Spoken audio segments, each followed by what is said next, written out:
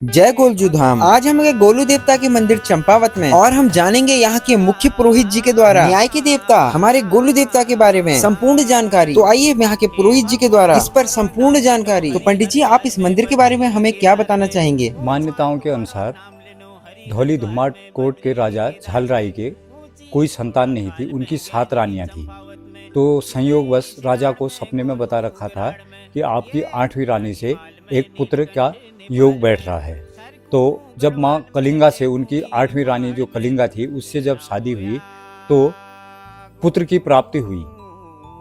पुत्र गोलजू पैदा हुए तो उनकी 7 सौतेली माताओं ने उनके साथ में काफ़ी छल और षड्यंत्र करा, राजा के साथ में भी और माँ कलिंगा के साथ में भी। जैसे ही पुत्र प्राप्त हुआ तो रानी के आंखों में पट्टियां बांध करके कहा कि तेरी रानी के पास में से ये सिल और बट्टे पैदा हुए हैं। वो 2 पत्थर राजा को दिखाए, बोला तेरी रानी से ये पैदा हुए हैं। पुत्र को पैदा होते होते गाय के गौशाले में डाल दिया था ताकि बच्चे को गाय के खुरों से कुचल करके सुबह जो है मृत बच्चे को फेंक दिया जाए। और वह बच्चा जब सुबह देखा तो 7 रानियों ने बच्चा जीवित अवस्था में मिला और वो गाय के थन से दूध पी रहा था।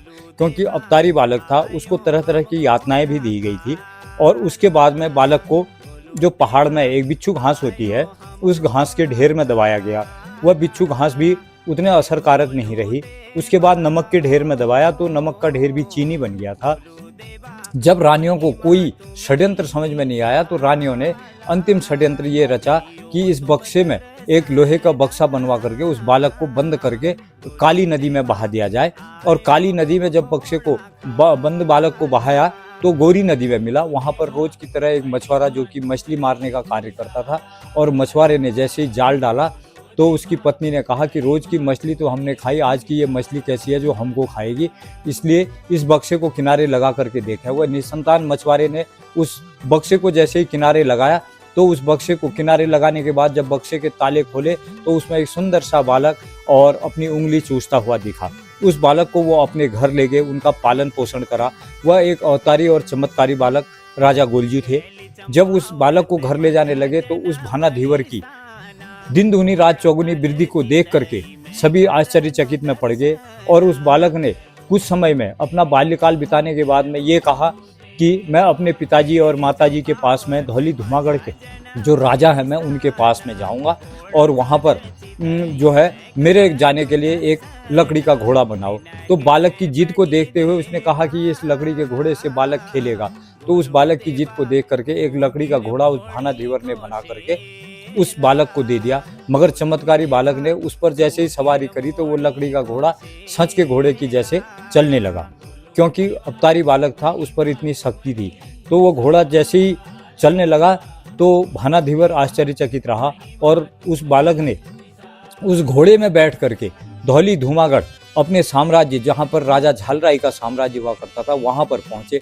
और वहाँ पर 7 रानियां भी खड़ी थी जो पानी के धारे जो पहाड़ में बोले जाते हैं वहाँ पर वो पानियाँ भर रही थी।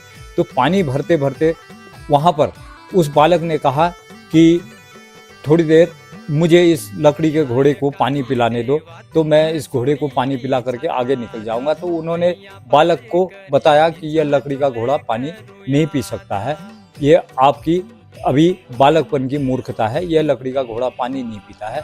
तो बालक ने वहाँ पर सटीक जवाब दिया कि एक माँ से पत्थर कैसे पैदा हुए, सिल और बट्टे कैसे पैदा हुए, वैसे ही ये लकड़ी का घोड़ा भी पानी पिएगा। ऐसा करते करते बालक ने घोड़े को पानी पिलाया और आगे गया। धुमागढ़ जैसे ही पहुंचे वहां पर दरबारियों को बोला कि आपका पुत्र आया हुआ है करके राजा को सूचित करो। तो राजा बड़ा क्रोधित हुआ और मन ही मन में उसने सोचा कि इतना बड़ा पुत्र कहाँ से आया, मेरे तो एक बार रानी गर्भवती थी, उससे पत्थर पैदा हुए थे, सिल और बट्टे।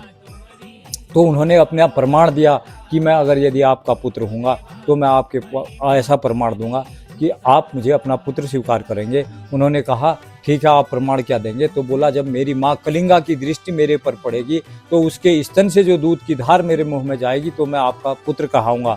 और तब से वो देवता भी, गोलजू देवता जो है, दूधाधारी कहलाए। और जैसे ही रानी कलिंगा की दृष्टि बालक पर पड़ी तो स्तन से दूध की धार उसके मुंह में गई। राजा ने अपना पुत्र स्वीकार करा।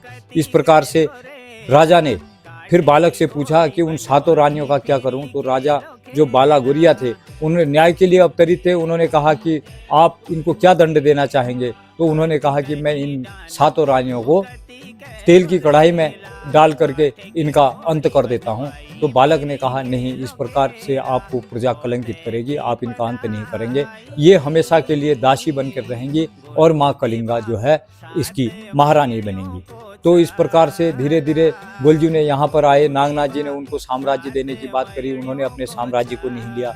उन्होंने कहा कि मुझे एक स्थान ऐसा दीजिए जहाँ पर से मैं जो है यहाँ पर एक न्याय की चौपाल लगा सकूं और अपने इस घोड़े को दौड़ा करके जगह जगह चौपाल लगाऊं। जय गोलजू।